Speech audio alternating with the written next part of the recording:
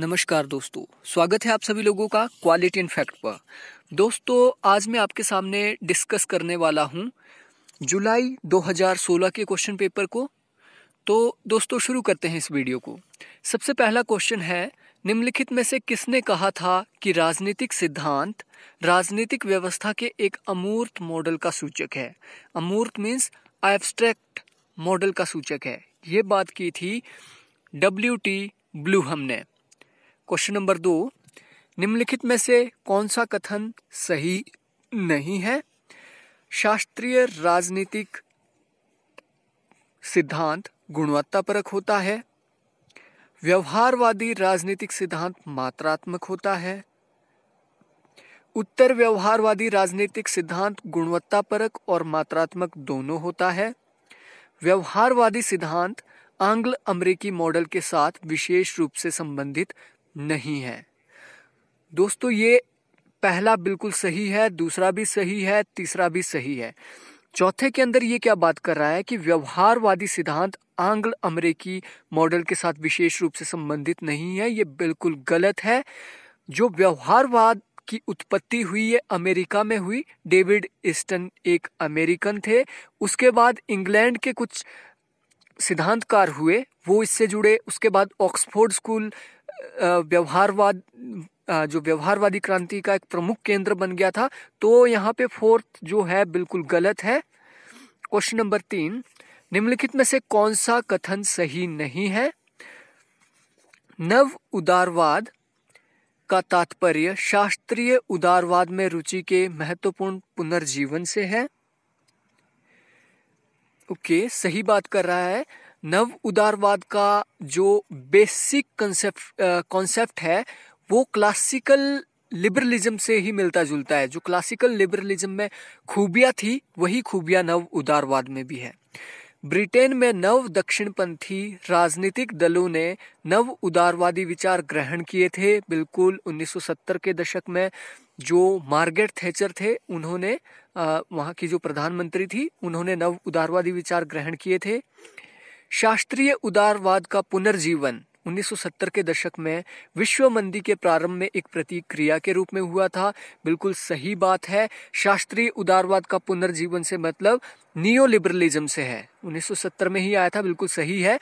T.H. Green ने स्वतंत्रता के बारे में केवल शास्त्रीय उदारवादी धारणा को स्वीकारा। बिल्कुल गलत है। यहाँ पे देखो आप, T.H. ग्रीन ने स्वतंत्रता के बारे में केवल शास्त्रीय उदारवादी धारणा को स्वीकारा। शास्त्रीय उदारवादी धारणा क्या बोलती थी? क्लासिकल थ्योरी बोलती थी कि राज्य को कम से कम हस्तक्षेप करना चाहिए, व्यक्ति को स्वतंत्र छोड़ दो, है ना। नेगेटिव लिबर्टी की वो बात कर रहा था। लेकिन T.H. ग्रीन ने क्या है, उसमें सुधार किया और पॉजिटिव लिबर्टी और पॉजिटिव लिबरलिज्म की बात करते हैं। तो 4 यहाँ पे बिल्कुल गलत है। क्वेश्चन नंबर 4, जॉन रॉल्स की सामाजिक न्याय की अवधारणा को निम्नलिखित में से किसने एक मरीचिका के रूप में खारिज किया? दोस्तों, सोशल जस्टिस को मिराज माना है फ्रेडरिक हैक ने। और आपको इन बुक्स को अगर आपको बुक्स याद हो गई तो उनके कॉन्सेप्ट आपको इजीली याद हो जाएंगे। इन्होंने लिखी है social justice as a mirage, Friedrich Hayek ने। क्वेश्चन नंबर 5, निम्नलिखित में से किसने कहा था कि विचारधारा को ना तो विमोचक या उत्पीड़क या फिर सही या गलत के रूप में समझा जाना चाहिए? इनमें से ये कुछ भी हो सकती है, ठीक है। या तो ये लोगों का उद्धार करने वाली हो सकती है विचारधारा, या विनाश करने वाली, कुछ भी हो सकती है। इसको एक हम मान के नहीं चल सकते हैं। ये बात की है एंड्रयू हीवुड ने। क्वेश्चन नंबर 6, यहाँ पे माओ से रिलेटेड क्वेश्चन है, इसको आपने मैच करना है। तो इसके लिए एक साइंटिफिक तरीका होता है कि व्यक्ति पहले क्या कर सकता है। अगर आपने थोड़ा बहुत पढ़ा है तो आप इजीली इसको आइडेंटिफाई कर सकते हैं कि राइट आंसर इसमें से क्या है। देखिए, सबसे पहला इसके अंदर है, माओ ने लियू शाओची से मुलाकात की थी 1917 के अंदर, ठीक है। दूसरा है 1918 में उन्होंने क्या किया था, माओ ने पीकिंग विश्वविद्यालय में पुस्तकालय ये सहायक बने थे माओ। और 1921 के अंदर इन्होंने सीसीपी की पहली कांग्रेस में भाग लिया और 1934 सबसे इम्पोर्टेंट है इनका, माओ ने अपना ऐतिहासिक लंबा मार्च प्रारंभ किया, लॉन्ग मार्च इसको बोलते हैं। तो इसका करेक्ट आंसर है बी। क्वेश्चन नंबर 7, सूची 1 को सूची 2 से मिलाना है। दार्शनिक दिए हैं और उनसे रिलेटेड थॉट दिए हैं।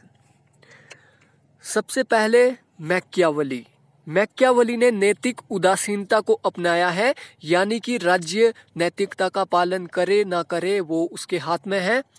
हॉब्स बात करते हैं आत्म परिरक्षण की वृत्ति। परिरक्षण का मतलब है आत्म सुरक्षा की वृत्ति होती है हर इंसान के अंदर, क्योंकि प्राकृतिक अवस्था को इन्होंने क्या माना, जंगल की अवस्था है जहां पे हर कोई अपना प्राण बचाने की कोशिश करता है।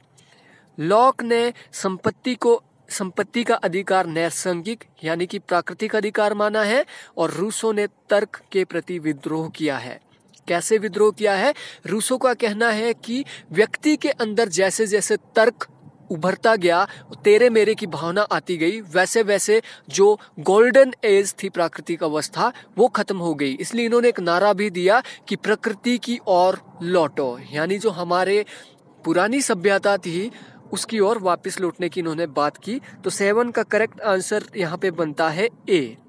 क्वेश्चन नंबर 8, निम्नलिखित में से किसने कहा था, मैं जिन भी धार्मिक व्यक्तियों से मिला उनमें से अधिकतर छद्म वेश में राजनीतिज्ञ थे, लेकिन मैं राजनीतिज्ञ का वेश धारण करता हूं जो छद्म वेश में हृदय से एक धार्मिक व्यक्ति है। बहुत ही आइडियलिस्टिक विचार है। तो ये बात करते हैं MK गांधी, इसलिए इन्होंने क्या अपने आप को घोषित किया, दार्शनिक अराजकतावादी। ये धर्म को बहुत ज्यादा महत्व देते हैं राजनीति में। क्वेश्चन नंबर 9 असर्शन और रीजन से रिलेटेड है। विचारों के बारे में प्लेटो का सिद्धांत ज्ञान के सिद्धांत पर आधारित है। बिल्कुल सही बात है। इन्होंने क्या बोला, विचारों की उत्पत्ति कहाँ से होती है? विचारों की उत्पत्ति होती है ज्ञान से, या विचारों के द्वारा ही ज्ञान की बढ़ोतरी होती है। रीजन के अंदर क्या बोल रहे हैं, उनके अनुसार ज्ञान धारणा है। अब देखो यहाँ पे क्या बोल रहे हैं, ज्ञान धारणा है, लेकिन प्लेटो क्या बोलते हैं, सद्गुण ही ज्ञान है। ज्ञान को धारणा नहीं बोलते, ये ज्ञान को वास्तविक बोलते हैं। ज्ञान क्या है? वास्तविक, ये कोई धारणा नहीं है। इसका मतलब R बिल्कुल गलत है, तो इसका सही आंसर C होगा, A सही R गलत। इन्होंने सद्गुण को, ज्ञान को ही सद्गुण माना है। क्वेश्चन नंबर 10, निम्नलिखित में से किसने कहा था, अरस्तु का नया सामान्य राजनीतिक विज्ञान न केवल अनुभवजन्य और वर्णनात्मक है, बल्कि कुछ मामलों में यह किसी भी नैतिक उद्देश्य से स्वतंत्र भी है, क्योंकि राजनेता को बुरे राज्य के शासन में विशेषज्ञ बनने की आवश्यकता पड़ सकती है। ये बात किसने कही है? ये बात की गई है G.H. सेबाइन के द्वारा। G.H. सेबाइन एक ये टिप्पणी करते हैं, ये कोई दार्शनिक नहीं है, ये राजनीतिक चिंतक नहीं है, ये एक राइटर है और इन्होंने बहुत सारे पाश्चात्य राजनीति पर टिप्पणी की है। तो लॉक के अनुसार निम्नलिखित में से कौन सा कथन सही नहीं है? तो देखते हैं इसको। राज्य को संवैधानिक राज्य होना चाहिए, बिल्कुल सही। राज्य का संवैधानिक मतलब है कि राज्य के पास सीमित शक्ति होनी चाहिए। राज्य के पास स्व विवेक का अधिकार होना चाहिए, बिल्कुल। यह एक सहनशील राज्य है, बिल्कुल सही बात। संपत्ति का अधिकार नैसर्गिक अधिकार नहीं है। दोस्तों ऊपर देखो, तीनों के तीन क्या है, पॉजिटिव बात कर रहे हैं और चौथी नेगेटिव बात यहाँ पे हो रही है, तो चौथा बिल्कुल गलत है। तो इसका करेक्ट आंसर होगा D is wrong. Question number 12, Rousseau के अनुसार निम्नलिखित में से कौन सा कथन सही नहीं है? ऑप्शन A, दो मूल वृत्तियां स्व प्रेम और सहानुभूति मानव की प्रकृति का निर्माण करती है। बिल्कुल, जो इन्होंने जनरल विल की थ्योरी दी है उसमें बोला एक अपने से रिलेटेड है और एक दूसरों से रिलेटेड। एक विचारशील मानव दुराचारी पशु है। बिल्कुल, तर्क के प्रति विद्रोह इसी तरीके से कर रहे हैं, जिसके पास विचार आ गया, तर्क आ गया, वो पशु समान बन जाता है। सी, परिवार केवल प्राकृतिक समाज होता है। बिल्कुल, परिवार प्राकृतिक समाज होता है रूसो के अनुसार। सामान्य इच्छा एक समूह की सोच नहीं होती है। ये यहाँ पे बिल्कुल गलत है। जो सामान्य इच्छा है ये समूह की सोच हो सकती है, लेकिन यहाँ पे समूह की ही सोच अगर आया होता तो बिल्कुल गलत होता। समूह की ही सोच नहीं है, समूह की सोच हो सकती है। तो इसका करेक्ट आंसर है डी। Question number 13, J.S. मिल के अनुसार निम्नलिखित में से कौन सा कथन सही नहीं है? आनंद गुणवत्ता और मात्रा में भिन्न होता है। बिल्कुल सही बात यहाँ पे की है इन्होंने। मिल गैर उपयोगितावादी तर्कों का उपयोग करते हैं। बिल्कुल, गैर उपयोगितावादी तर्कों का इन्होंने उपयोग किया था। इसी के तहत इन्होंने बेंथम की आलोचना की है। सुखा वह कलन फेलिसिफिक जो कैलकुलस था असंगत है। बिल्कुल, इन्होंने बेंथम के फेलिसिफिक कैलकुलस का विरोध किया है या उसका कटाक्ष किया है उस पर। आनंद को वस्तुनिष्ठ तरीके से मापा जा सकता है। अब ये देखो यहाँ पे जो फेलिसिफिक कैलकुलेशन है वही बात कर रहा है यहाँ पे, तो ये बिल्कुल भी इस तरीके की बात नहीं करते हैं। तो डी बिल्कुल गलत है। तो इसका आंसर है 4, D is wrong. Question number 14, Amartya Sen की निम्नलिखित कृतियों को उनके प्रकाशन के कालानुक्रम में व्यवस्थित कीजिए। और दोस्तों, आपको इसको कैसे याद रखना है कि जो इनकी सबसे लास्ट में इनकी जो बुक आई है उसके लिए इन्हें नोबेल प्राइज मिला है। नोबेल प्राइज इन्हें मिला है। तो सबसे पहली इनकी आई है choice welfare and management. Choice welfare and management. दूसरी इनकी बुक आई है इन इक्वालिटी री एग्जामाइंड। तीसरी बुक है डेवलपमेंट एज फ्रीडम। और सबसे लास्ट में आई है आइडिया ऑफ जस्टिस, जिसके लिए इन्हें नोबेल प्राइज मिला था। क्वेश्चन नंबर 15, मैजिनी और अरबिंदो के विचारों में अत्यधिक समानता थी। मैजिनी और अरबिंदो के विचार में बिल्कुल अत्यधिक समानता थी। दोनों का मानना था कि ईश्वर में आस्था नैतिकता का आधार था और राजनीति को नैतिकता से अलग नहीं किया जा सकता है। तो बिल्कुल सही बात यही इनके बीच क्या थी, समानता थी, जो कि रीजन के अंदर दी गई है। इसका मतलब ए और आर दोनों सही और आर ए की सही व्याख्या है। क्वेश्चन नंबर 16, सामाजिक विज्ञान में अपनाए गए सामान्य व्यवस्था सिद्धांत के क्रम की पहचान करना है कि जो सिस्टम थ्योरी आई थी वो कैसे कैसे राजनीति शास्त्र तक पहुंची। तो इसका करेक्ट आंसर यहाँ पे है 2। सबसे पहले ये आई नृविज्ञान में, उसके बाद ये आई मनोविज्ञान में, मनोविज्ञान के बाद समाजशास्त्र और सबसे लास्ट में है ये राजनीति विज्ञान में। क्वेश्चन नंबर 17, लोक संस्थाओं में विश्वास के क्षय के अर्थों में वैधिकरण संकट शब्दावली किसने विकसित की, जिसका परिणाम राज्य के अवपीड़क उपकरण बनने के रूप में सामने आता है? निम्नलिखित में से किसने विकसित की? यानी कि जो लोक संस्थाएं हैं, जो पब्लिक इंस्टीट्यूशन है, अगर लोगों का उसमें विश्वास कम हो जाता है तो उसकी लेजिटिमेसी कम हो जाती है। जब उसकी लेजिटिमेसी कम हो जाती है तो राज्य क्या करता है, लोगों के ऊपर शोषण करना शुरू कर देता है। ये बात किसने कही? ये बात करते हैं हैबरमास। क्वेश्चन नंबर 18, संविधान के बारे में निम्नलिखित में से कौन सा कथन सही नहीं है? यह राजनीतिक संस्थाओं की रक्षा करता है। बिल्कुल, ये राजनीतिक संस्थाओं की रक्षा करता है। यह सरकार के अंगों के सभी प्राधिकारों का स्रोत है, यानी कि सरकार के जितने भी अधिकार है वो संविधान से ही मिलते हैं। बिल्कुल सही है। यह मूलभूत विधियों को सम्मिलित करता है, जितनी भी हमारी विधियां होती है उसको ये सम्मिलित करता है, लेकिन ये कभी भी पारदेशी सुरक्षा को प्रोत्साहित नहीं करता। पारदेशी सुरक्षा मतलब है कि जो बाहरी आक्रमण से ये व्यक्तियों की सुरक्षा नहीं करता है। ओके। क्वेश्चन नंबर 19, निम्नलिखित में से कौन यूरोपीय विचारक राजनीतिक अभिजन के सिद्धांत से संबंधित नहीं है?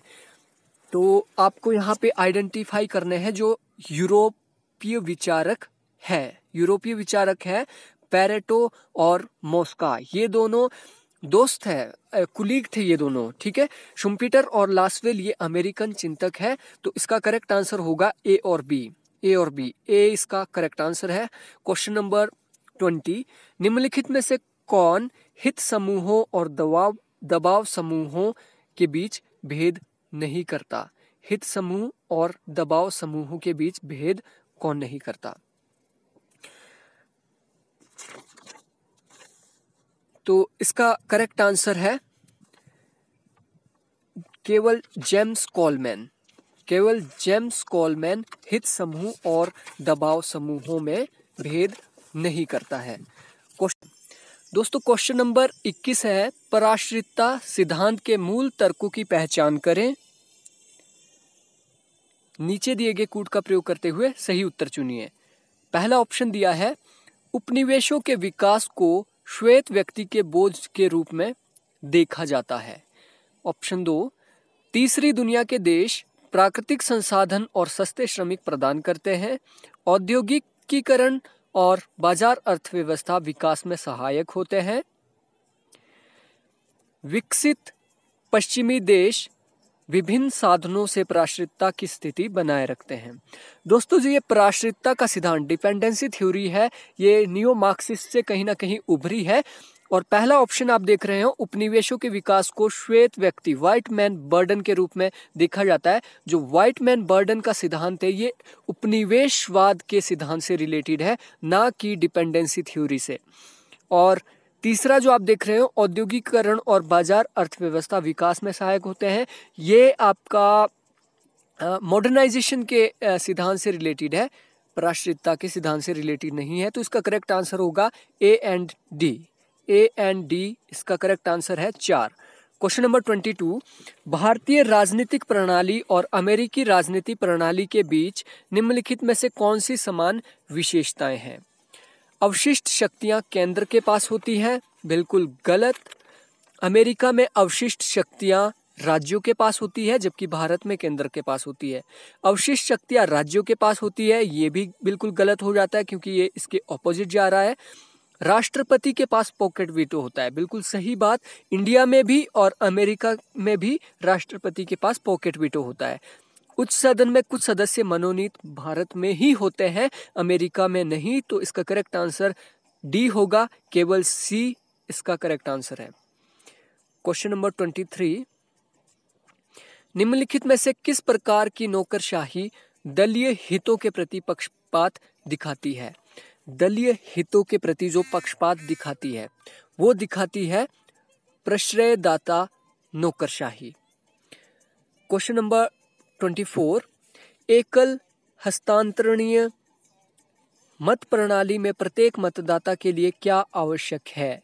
सिंगल ट्रांसफरेबल मत प्रणाली में प्रत्येक मतदाता के लिए आवश्यक होता है निर्वाचित होने वाले प्रत्याशियों जितनी वरीयताओं को इंगित करना, यानी कि जितने प्रत्याशी निर्वाचित होने के लिए खड़े हैं उतनी ही वरीयता हमने भरनी होती है। जैसे 5 है, जो मुझे सबसे ज्यादा पसंद है उसको मैं 5 दूंगा, जो कम है उसको 4, जो सबसे कम है उससे 1 दूंगा। क्वेश्चन नंबर 25, सरकार की अध्यक्षात्मक प्रणाली के बारे में निम्नलिखित में से कौन सा कथन सही है? राष्ट्रपति राज्य और सरकार दोनों का अध्यक्ष होता है, बिल्कुल सही बात है। यह शक्तियों के पृथक्करण पर आधारित होता है, बिल्कुल सही बात। अमेरिका को आप देख सकते हैं। राष्ट्रपति के पद का कार्यकाल निश्चित होता है, बिल्कुल सही। यहाँ पे 4 साल के लिए राष्ट्रपति निर्वाचित होता है। सचिव मंत्री राष्ट्रपति और सीनेट के प्रति उत्तरदायी होते हैं, बिल्कुल गलत है। मंत्री और जितने भी सचिव होते हैं वो सीनेट के प्रति नहीं, राष्ट्रपति के प्रति उत्तरदायित होते हैं। तो करेक्ट आंसर होगा ए बी सी, क्योंकि डी यहाँ पे गलत है। क्वेश्चन नंबर 26, निम्नलिखित में से किस सदन के सदस्यों द्वारा सर्वाधिक लंबे भाषण दिए गए? तो सबसे लंबे भाषण दिए गए हैं अमेरिकी सीनेट में। जो एक फिलिबस्टीन का जो एक होता है, अमेरिका में होता था, फिलिबस्टीन को खत्म कर दिया गया है कि जब तक आदमी बोलना चाहे बोल सकता था। क्वेश्चन नंबर 27, भारत और अमेरिका के उपराष्ट्रपतियों के बारे में निम्नलिखित में से कौन सा कथन सही है? दोनों देशों के राष्ट्रपति का एक निर्धारित कार्यकाल होता है, बिल्कुल सही। ये उच्च सदन के सभापति होते हैं, ये भी बिल्कुल सही है। ये सदन की समितियों को नियुक्त करते हैं। दोस्तों, ये सदन की समितियों को नियुक्त नहीं करते हैं, उन्हें बराबर मतों की स्थिति में निर्णायक मत देने का अधिकार बिल्कुल होता है। तो इसका करेक्ट आंसर होगा ए, बी, डी, क्योंकि सी यहाँ पे गलत है। क्वेश्चन नंबर 28, अनियमित हित समूहों के बारे में निम्नलिखित में से कौन सा कथन सही नहीं है?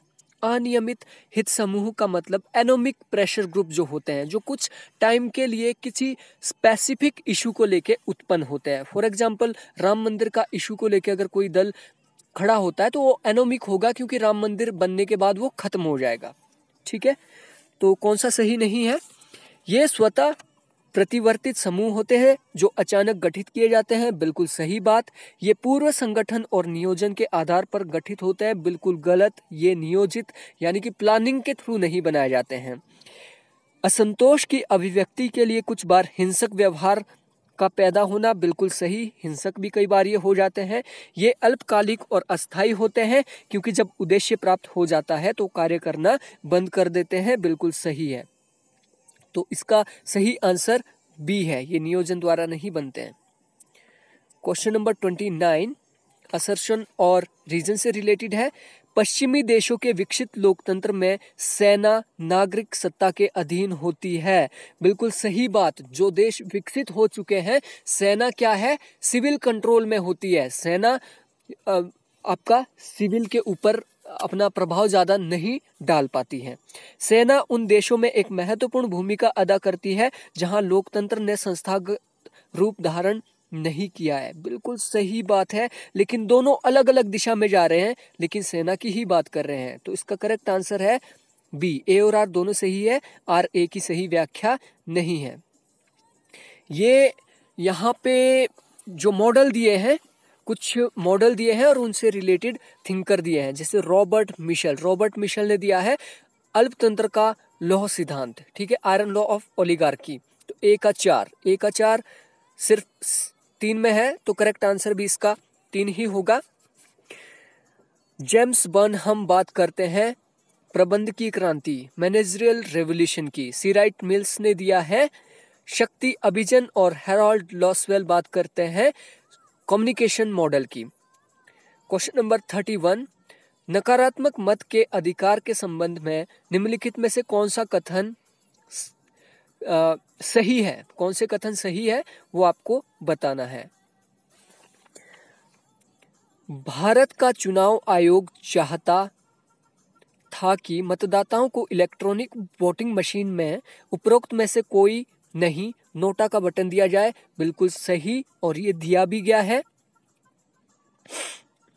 नोटा विकल्प के लिए उच्चतम न्यायालय में Association for Democratic Peace Reform द्वारा लोकहित याचिका दायर की गई, ये गलत है। ये डेमोक्रेटिक पीस रिफॉर्म के द्वारा जनहित याचिका पेश नहीं की गई थी।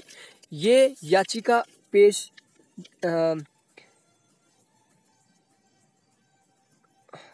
ये किसी और संस्था ने इसको पेश किया है। अभी मेरे पास ये यहाँ पे मैं देखता हूँ, हाँ, ये पेश की गई थी People's Union for Civil Liberty नामक संस्था ने, ठीक है। 3 किसी निर्वाचन क्षेत्र में यदि नोटा को सबसे अधिक मत मिलेंगे तो वहां दोबारा मतदान कराया जाएगा, बिल्कुल नहीं, ऐसा कोई भी प्रावधान नहीं किया गया है। यदि किसी उम्मीदवार को नोटा मतों से कम भी मत प्राप्त होते हैं तो भी सर्वाधिक मत प्राप्त करने वाले उम्मीदवार को निर्वाचित घोषित किया जाएगा, ये बिल्कुल सही, यही बात इसमें की गई है। तो इसका करेक्ट आंसर होगा डी। 1 और 4 सही है, 2 और 3 गलत है। क्वेश्चन नंबर 32 भारत में संघवाद का अवसान नहीं हुआ है, यानी भारत में संघवाद अभी खत्म नहीं हुआ है। रीजन में बात बोल रहा है नए क्षेत्र लगातार राज्य का दर्जा मांग रहे हैं। तो यहाँ पे देखो ये दोनों स्टेटमेंट सही है। भारत में ना तो संघवाद का अभी खात्मा हुआ है और नए राज्य की मांग भी हो रही है, लेकिन ये ए की व्याख्या यहाँ पे नहीं कर रहा है। इसका सही आंसर होगा बी। क्वेश्चन नंबर 33, निम्नलिखित में से कौन सही सुमेलित नहीं है? लक्ष्मीकांत पांडेय बनाम भारत का संघ, भारतीय बच्चों का अंतर्देशीय गोद लिया जाना। भारत के अंदर जो बच्चों को गोद लिया जाता है उससे रिलेटेड केस है लक्ष्मीकांत बनाम पांडे का, बिल्कुल सही है। एसपी गुप्ता बनाम भारत के राष्ट्रपति तथा अन्य सामाजिक उद्देश्य के लिए लोक हित याचिका दायर करने हेतु नागरिकों को समर्थ बनाना, ये भी बिल्कुल सही है। मोहिनी जैन बनाम कर्नाटक राज्य प्रदूषण मुक्त जल एवं वायु सेवन। चौथा है ओल्गा टेलिस बनाम बम्बई नगर निगम आजीविका का अधिकार मांगने के लिए ये पिटीशन की गई थी सुप्रीम कोर्ट के अंदर। तो इसका सही आंसर है मोहिनी जैन बनाम कर्नाटक राज्य, ये प्रदूषण मुक्त एवं जल एवं वायु का सेवन से रिलेटेड नहीं है। क्वेश्चन नंबर 34, भारत के राष्ट्रपति दिए हैं और उनका टर्म दिया है कि कब से कब तक ये रहे हैं। तो वराहगिरी वेंकटगिरी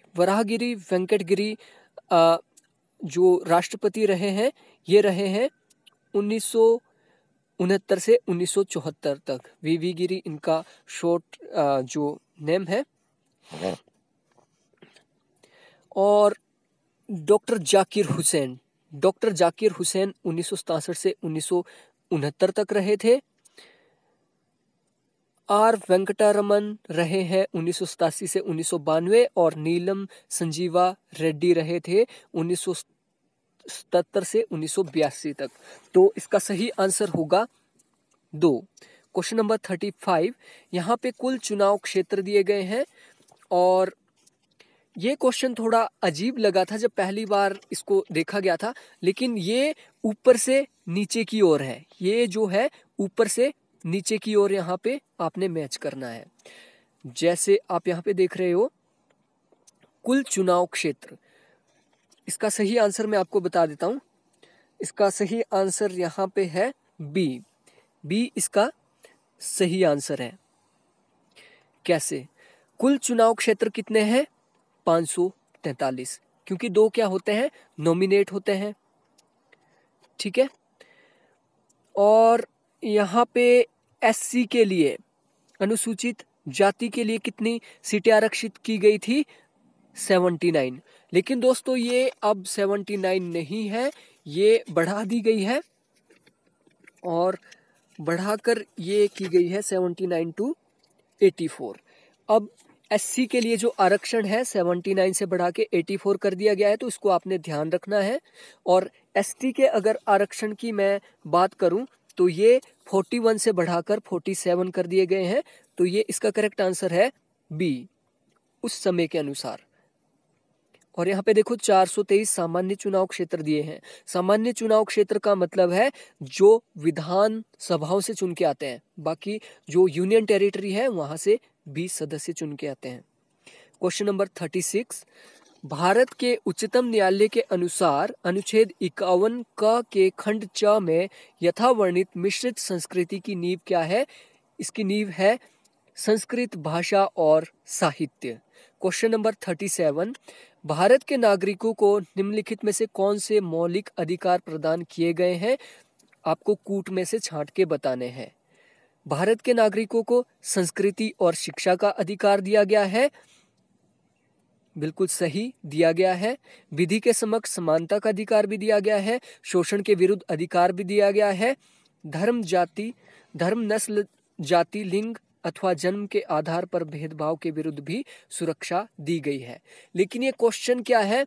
बिल्कुल गलत तरीके से फ्रेम किया गया है। केवल भारतीयों को ही दिए गए हैं, अगर ऐसा दिया होता तो ये सही होना था। जो केवल भारतीयों को ही दिए गए हैं वो दिया गया है संस्कृति और शिक्षा का अधिकार, और धर्म, नस्ल और जाति, लिंग के आधार पे उनके साथ भेदभाव नहीं हो सकता है। विधि के समक्ष समानता विदेशियों को भी दी गई है और शोषण के विरुद्ध विदेशियों को भी दिया गया है, लेकिन धर्म नस्ल जाति का विदेशियों को नहीं है और संस्कृति और शिक्षा का अधिकार भी विदेशियों को नहीं है। तो इसका करेक्ट आंसर है 4। क्वेश्चन नंबर 38, निम्नलिखित में से कौन सा कथन भारत शासन अधिनियम 1935 के बारे में सही नहीं है? दोस्तों, इसमें सिर्फ एक ही सही है कि 6 प्रांतों में व्यवस्थापिका द्विसदनीय थी, बाकी ये सारे के सारे गलत है। तो इसका 38 का करेक्ट आंसर होगा सी करेक्ट आंसर है। 2, 3, 4, 5 गलत है। क्वेश्चन नंबर 39, यहाँ पे कुछ किसान संगठन दिए गए हैं और उनसे रिलेटेड राज्य दिए गए हैं, वो हमें मैच करने हैं। शेतकारी संगठन है महाराष्ट्र का, भारतीय किसान संघ है गुजरात का, समता संगठन पाया जाता है ओडिशा के अंदर और किसान मजदूर संगठन है पश्चिम बंगाल का। तो इसका करेक्ट आंसर है डी, 4 इसका सही आंसर है। क्वेश्चन नंबर 40, निम्नलिखित कथनों पर विचार करें और नीचे दिए गए कूट का प्रयोग करते हुए सही उत्तर चुनिए। संसद में विधायन के अध्ययन किसी भी क्षेत्र को अनुसूचित क्षेत्र के रूप में घोषणा का अधिकार राष्ट्रपति को दिया गया है। बिल्कुल, राष्ट्रपति ही किसी भी क्षेत्र को अनुसूचित घोषित कर सकता है। संविधान की 5वीं अनुसूची का संबंध असम, मेघालय और त्रिपुरा में अनुसूचित क्षेत्रों के प्रशासन से है। बिल्कुल गलत, ये संविधान की अनुसूची 6वीं के अंदर है, असम, मेघालय और त्रिपुरा के अनुसूचित क्षेत्र। तो 2 गलत है, 1 सही है। अनुसूचित क्षेत्रों वाले राज्यों की सरकार को ऐसे क्षेत्रों के प्रशासन के बारे में राष्ट्रपति को रिपोर्ट जमा करनी होती है। बिल्कुल गलत, यहाँ पे सरकार ऐसे क्षेत्रों के बारे में प्रशासन के बारे में राष्ट्रपति को रिपोर्ट नहीं सौंपती है, सरकार नहीं सौंपती है, गवर्नर सौंपता है। तो 3 भी गलत है। चौथा, संघ की कार्यपालिका शक्ति अनुसूचित क्षेत्रों के प्रशासन के बारे में संबंधित राज्यों को निर्देश देने तक विस्तारित होगी। तो ये बिल्कुल सही है। तो 40 का जो करेक्ट आंसर होगा वो होगा बी, 1 और 4 सही है। क्वेश्चन नंबर 41, 16वीं लोकसभा चुनाव के परिणामों के बारे में निम्नलिखित में से कौन सही तरीके से सुमेलित होता है? दोस्तों, जो 16वीं लोकसभा हुई थी, हालांकि उसमें एनडीए को 336 सीटें मिली थी और यूपीए को 54 सीटें मिली थी, लेकिन यहाँ पे देखो मतों का प्रतिशत बिल्कुल गड़बड़ है। ठीक है, तो इसका जो करेक्ट आंसर यहाँ पे है ये बिल्कुल सही है। यहाँ पे यूपीए को 54 सीटें मिली थी और 23% इन्हें क्या मिला था, मतों का प्रतिशत मिला था।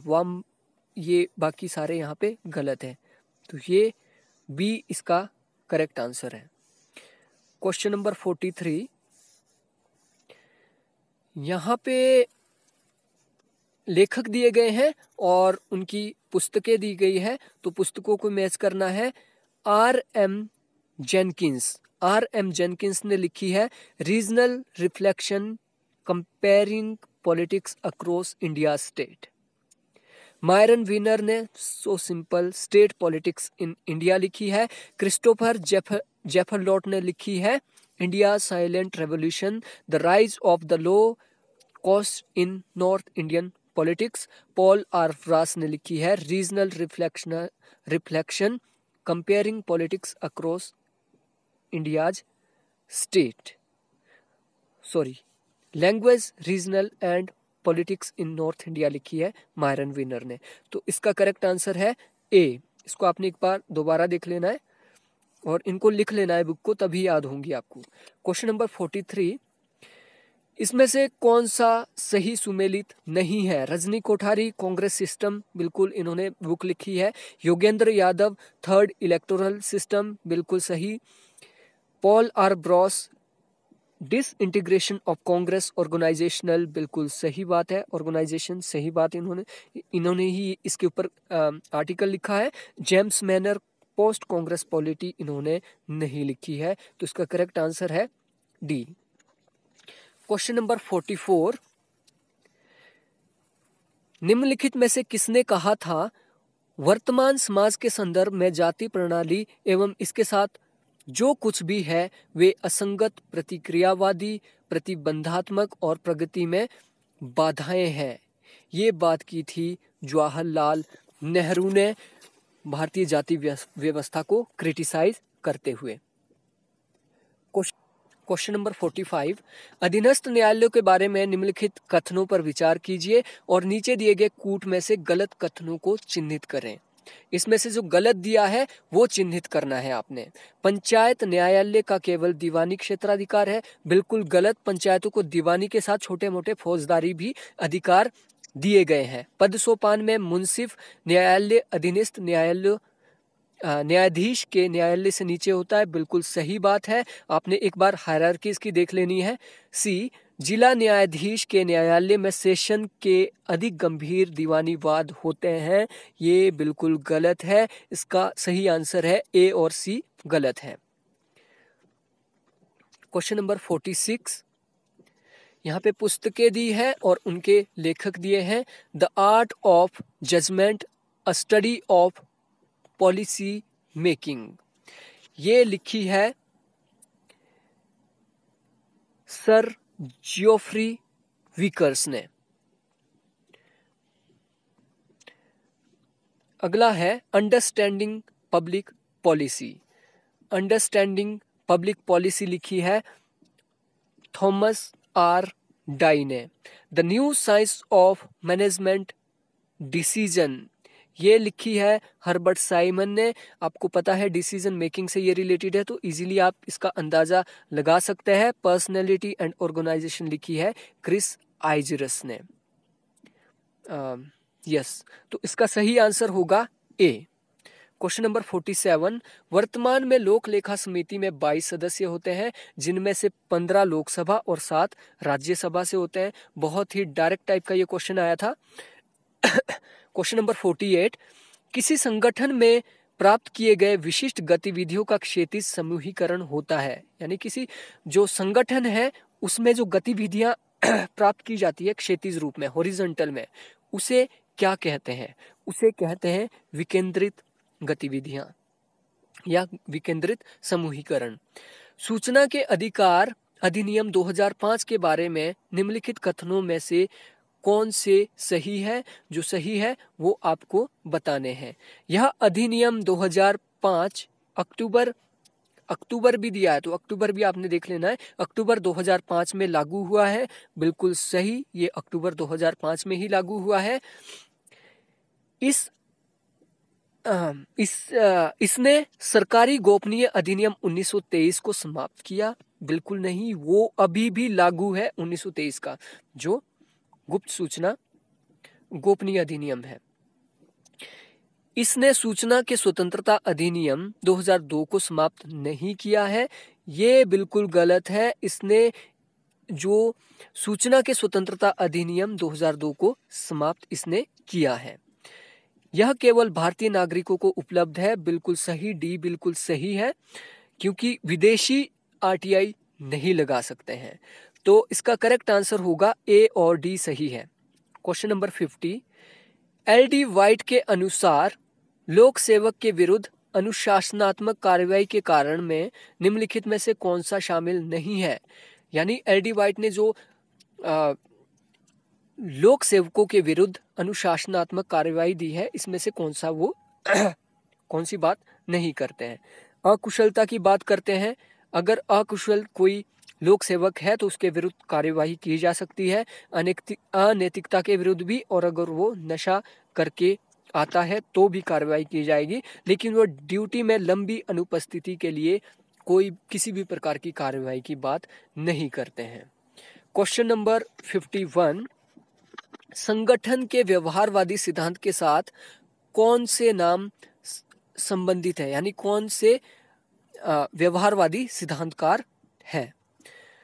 चेस्टर बर्नार्ड बिल्कुल सही ये है, जे.एल. मोरोनो भी है और एच मास्लो भी है, ए.एच. मास्लो भी है, लेकिन थॉमस कार्लाइल इससे नहीं जुड़े हैं। थॉमस कार्लाइल जुड़े हैं मानवतावादी सिद्धांत के साथ। तो इसका सही आंसर होगा 4 A, B और D सही है। गया है नीति निर्धारण चयन की एक प्रक्रिया है। बिल्कुल सही बात है। जो नीति निर्धारण होती है वो किसी सिलेक्शन की एक प्रक्रिया होती है, प्रोसीजर होता है और उसका उद्देश्य श्रेष्ठ विकल्प का चयन होता है। बिल्कुल सही बात की गई है। तर्क दिया गया है नीति निर्धारण में तर्क संगतता सम्मिलित है। बिल्कुल सही बात। मैंने जो आपको एक फॉर्मूला बताया था, जिस चीज के ऊपर असर्शन में फोकस किया गया है, अगर उस चीज की बात गलती से भी तर्क के अंदर की गई है तो दोनों सही है और ए आर का सही व्याख्या करता है। तो इसका सही आंसर है 1। रिग्सवादी एग्रेरिया मॉडल निम्नलिखित में से किसका सूचक है? रिग्सवादी जो एग्रेरिया इंडस्ट्रिया मॉडल जो रिग्स ने दिया था, उसके ऊपर मैंने वीडियो बनाई थी, आप लोगों ने अच्छे से देख भी ली होगी। तो जो एग्रेरिया मॉडल है वो एक तो कुल आधारित संगठन का सूचक है, दूसरा सामुदायिक मूल्य और तीसरा निर्व्यक्तिक मानव का संबंध। लेकिन वो देवीय सत्ता की बात बिल्कुल भी नहीं करते हैं रिग्स। अगर आपने उनको अच्छे से पढ़ा होगा तो इसका सही आंसर है सी। Question number 54। नीचे 2 कथन दिए गए हैं जिनमें से एक को अभिकथन और दूसरे को रीजन। तो असर्शन रीजन का है। बिल्कुल ही मतलब सिंपल सा ये क्वेश्चन है, आप इसको देखिए। विकेंद्रीकरण का मसला सामान्य स्वीकृति की तुलना में अवधारणा और व्यवहार में अधिक जटिल है। विकेंद्रीकरण का मसला सामान्य स्वीकृति की तुलना में अवधारणा और व्यवहार में अधिक जटिल है। रीजन क्या दे रहे हैं? विकेंद्रीकरण के बारे में दोहरी भूमिका का उपागम एक नए परिवेश में कार्य क्षेत्र कार्य के विरोधाभास के पूर्वाभ्यास का एक प्रकार है।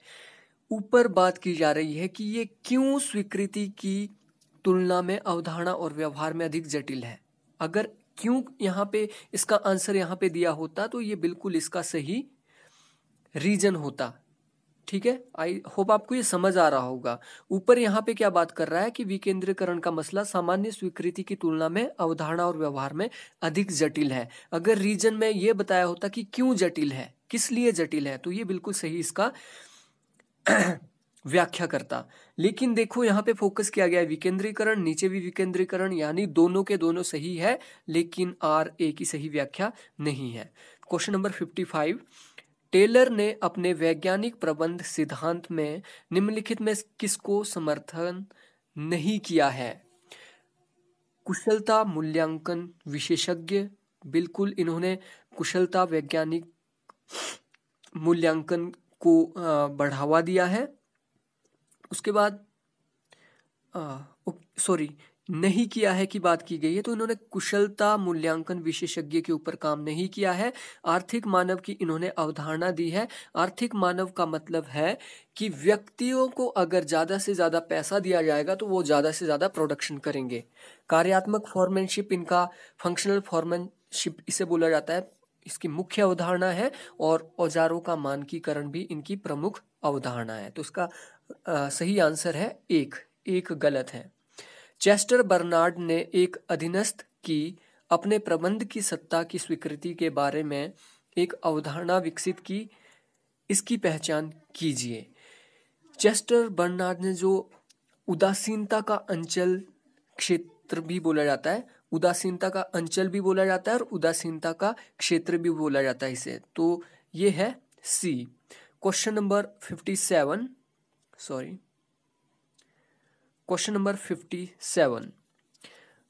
ये है W.A. रॉबसन ने नौकरशाही की त्रुटियों का सार प्रस्तुत करते हुए किसको शामिल नहीं किया था?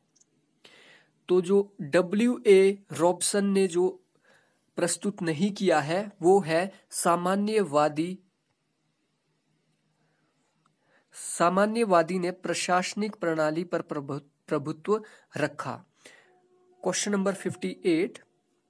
मैक्स वेबर और फ्रेड डब्ल्यू रिग्स के बीच किसके संदर्भ में समानता है? अब यहाँ पे देखो, जो मैक्स वेबर है वो क्लासिकल थिंकर है और फ्रेड डब्ल्यू रिग्स को मॉडर्न थिंकर्स की श्रेणी में रखा जाता है। लेकिन इनके बीच कुछ समानता है। इनके बीच क्या समानता है? इन्होंने अपने पर्यावरणीय प्रवेशों में प्रशासनिक प्रणालियों का अध्ययन किया है। इकोलॉजिकल स्टडी की है दोनों ने, इसके ऊपर आपने ध्यान रखना। मैक्स वेबर ने इकोलॉजिकल स्टडी किसके लिए की? सत्ता के लिए की। अथॉरिटी किसके पास है और कैसे वो यूज में लाई जा रही है। लेकिन FW रिक्स ने कहाँ पे की कि आखिर विकास की जो प्रणालियां है उसमें किस प्रकार से भिन्नता होती है। क्वेश्चन नंबर 59, उधरगामी संप्रेषण मूल रूप से अपरंपरागत होता है लेकिन किसके द्वारा सुधारा जा सकता है? तो जो उधर्वगामी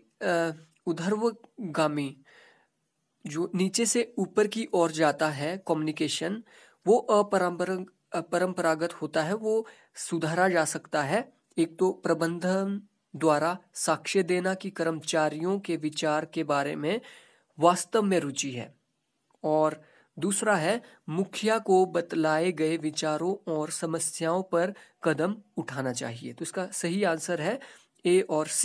क्वेश्चन नंबर 60, कौटिल्य ने अर्थशास्त्र में सरकारी धन के गबन के कितने तरीकों का उल्लेख किया? यानी कि करप्शन के कितने तरीके इन्होंने बताए हैं? इन्होंने बताए हैं करप्शन के 40 तरीके। क्वेश्चन नंबर 61, यहाँ संयुक्त राष्ट्र का जो जनरल सेक्रेटरी है और उनका कार्यकाल है, तो अगर आपको ये याद नहीं होते हैं जनरल सेक्रेटरी, तो इसके लिए मैंने एक फॉर्मूला बनाया है, तड़का जब कभी लगाए एंटोनियो को बुलाए। इस एक लाइन के अंदर पूरे के पूरे जनरल सेक्रेटरी आपको मिल जाएंगे और आप इन्हें जल्दी अच्छे से याद रख पाएंगे। तो इनका जो सही कार्यकाल है, कोफी अन्नान का टाइम पीरियड 1997 से 2006 तक का। बुतरस घाली का है 1992 से 1996 तक। जेवियर परेज द कुल्लार का टाइम पीरियड है 1982 से 1991 तक, और कुर्ट वाल्दहिम का टाइम पीरियड है 1972 से 1981 तक। तो इसका सही आंसर है 1। क्वेश्चन नंबर 62, मानव अधिकारों की दूसरी पीढ़ी में निम्नलिखित में से किस अधिकार को शामिल नहीं किया गया है? मानव अधिकारों की जो दूसरी पीढ़ी है उसके अंदर उत्पीड़न और दासता से मुक्ति का अधिकार शामिल नहीं किया गया है। इसमें ये अधिकार क्यों शामिल नहीं किया गया है? क्योंकि UN ने दासता से मुक्ति के लिए कई अभियान चलाए, उन्होंने डीकोलोनाइजेशन के लिए भी अभियान चलाए, और अब ये दासता और उत्पीड़न से मुक्ति का अधिकार हमें नहीं है, क्योंकि इससे पूरी तरीके से निजात पा लिया गया है UN के अनुसार। क्वेश्चन नंबर 63, संयुक्त राष्ट्र के शांति स्थापना अभियानों में निम्नलिखित में से कौन सा प्रथम पीढ़ी का शांति स्थापना अभियान नहीं है? प्रथम पीढ़ी का इसमें से कौन सा नहीं है? दोस्तों, जो कंबोडिया में संयुक्त राष्ट्र की संक्रमणकालीन सत्ता थी, कुछ टाइम के लिए संयुक्त राष्ट्र ने वहां पर अपनी पीस कीपिंग फोर्स भेजी थी और वहां का जो शासन है उसको कंट्रोल में कर लिया था। तो ये प्रथम पीढ़ी की नहीं है, ये द्वितीय पीढ़ी की शांति स्थापना अभियान है। बाकी जो भी आप यहाँ पे देख रहे हो ये सारे के सारे प्रथम पीढ़ी का शांति स्थापना अभियान है। क्वेश्चन नंबर 64, यहाँ पे लेखक और उनसे रिलेटेड विचार है, बहुत ही सिंपल है। सबसे सिंपल को पहले लेते हैं। इमैनुअल वॉलरस्टीन जुड़े हैं पराश्रिता सिद्धांत के साथ कि आखिर कैसे पूंजीपति देश गरीब देशों के ऊपर अपना कंट्रोल रखते हैं। वॉन न्यूमैन, इन्होंने खेल सिद्धांत दिया है। मॉर्गेंथू जाने जाते हैं क्लासिकल रियलिज्म यानी यथार्थवाद के लिए, और फ्रांसिस फुकुयामा जाने जाते हैं इतिहास का अंत, जो इन्होंने बुक लिखी। तो 64 का करेक्ट आंसर है C। क्वेश्चन नंबर 65 असर्शन और रीजन से रिलेटेड है।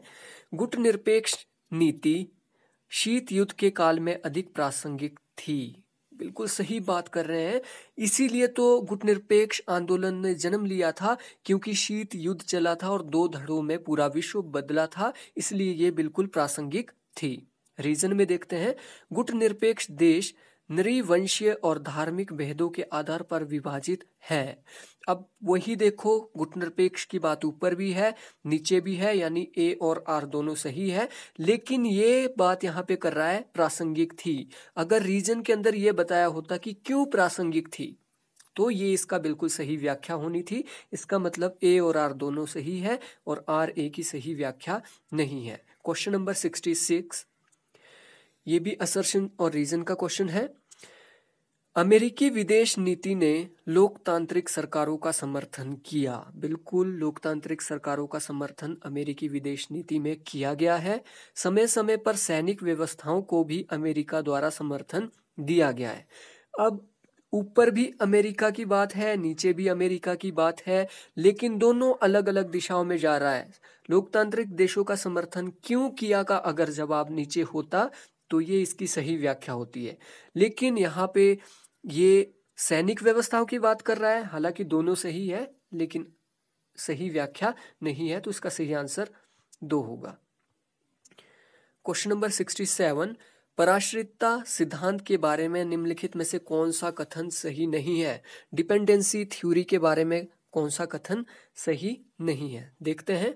मूल और परिधि के बीच असमान संबंध, बिल्कुल सही बात। सेंटर और पेरिफेरी के बीच असमान संबंध है। सेंटर ज्यादा मजबूत है, पेरिफेरी का वो शोषण कर रहा है, तो बिल्कुल सही है एक। तीसरी दुनिया के देशों में विकासात्मक प्रक्रिया अल्प विकास पर पुनर्बल देती है।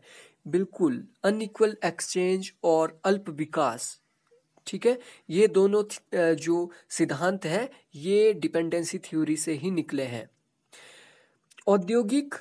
औद्योगिकरण लोकतंत्रीकरण के नए रूपों और वैश्विक व्यवस्था में न्याय संगतता इक्विटी का मार्ग प्रशस्त करता है। अब यहाँ पे देखो, यहाँ पे इक्विटी की बात की जा रही है, संगतता की बात की जा रही है। जो पराश्रितता सिद्धांत है वो बिल्कुल भी संगतता की बात नहीं करता, वो शोषण की बात करता है। वो बात करता है इक्वेलिटी की, ठीक है, कि सभी को इक्वल अधिकार दिए जाएंगे, ठीक है, सेंटर को भी और पेरिफेरी को भी। अब क्योंकि सेंटर ज्यादा मजबूत है तो वो ज्यादा विकास करेगा, पेरिफेरी कम है तो वो कम विकास करेगा, तो ये इक्विटी की बात नहीं करता है, बिल्कुल भी नहीं। तो ये यहाँ पे बिल्कुल गलत है। चौथा देखते हैं, नव उपनिवेशवाद को मजबूत बनाना, बिल्कुल सही बात। जो नियो कॉलोनियलिज्म है उसको मजबूत बनाता है, ठीक है, तो इसका सही आंसर होगा ओनली सी गलत है, तो यहाँ पे इसका सही आंसर है 4। शांति के लिए एकजुटता प्रस्ताव को किस अन्य नाम से जाना जाता है? शांति के लिए एकजुटता, शांति के लिए एकजुटता प्रस्ताव को जाना जाता है एचेसन प्लान, एचेसन प्लान। शक्ति संतुलन किसका एक महत्वपूर्ण सिद्धांत है?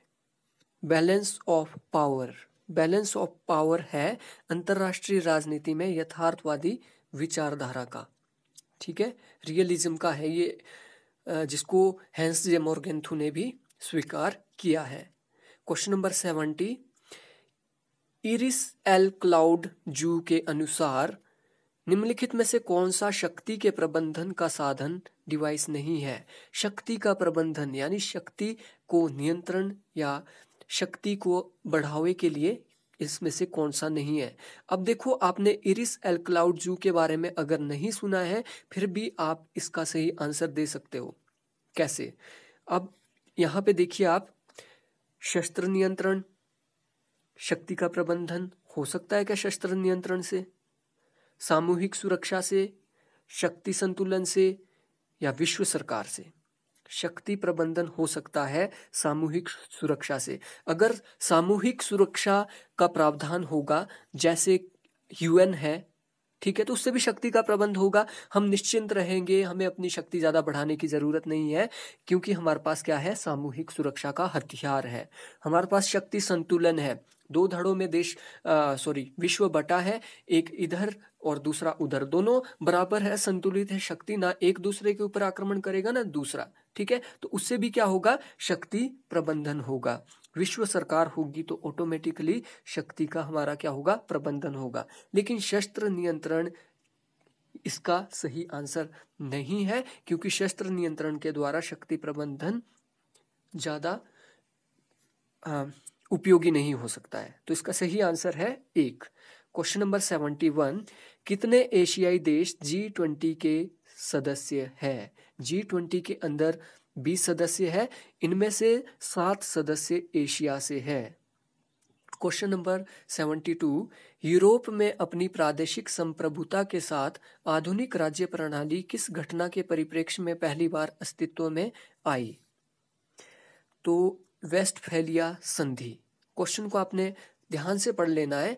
जो यूरोप में जो प्रादेशिक संप्रभुता के साथ आधुनिक राज्य प्रणाली किस घटना के परिप्रेक्ष्य में पहली बार अस्तित्व में आई थी?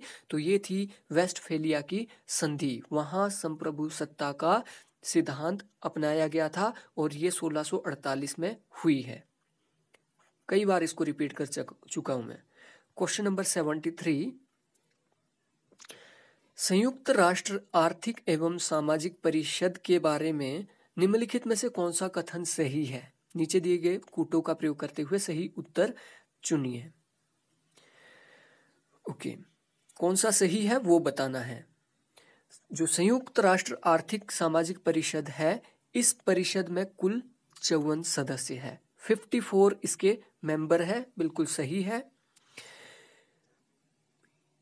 यह परिषद वर्ष भर में आमतौर पर नागरिक समाज के सदस्यों के साथ अनेक लघु सत्र एवं अनेक तैयारी बैठकें और पैनल चर्चा का आयोजन करती है, बिल्कुल सही बात। यह जुलाई में 3 सप्ताह का सारवान सत्र भी आयोजित करती है। ये डाउटफुल है कुछ। चौथा देख लेते हैं। इस परिषद में मतदान साधारण बहुमत से होता है और प्रत्येक सदस्य का एक मत होता है, ये बिल्कुल सही है। यहाँ पे तीनों सही है। चौथे को आपको डाउटफुल लग रहा है, आपको नहीं पता है, तो इसको आप इजीली एलिमिनेट कर सकते हैं। और आपको एक सजेशन और दूं, जहाँ पे इस टाइप के डेट्स पूछी जाए या फिर महीनों में पूछा जाए, सप्ताह में पूछा जाए, उसमें ज़्यादातर चांसेस गलत होने के ही होते हैं, जितना कि अभी तक मैंने एनालाइज किया है।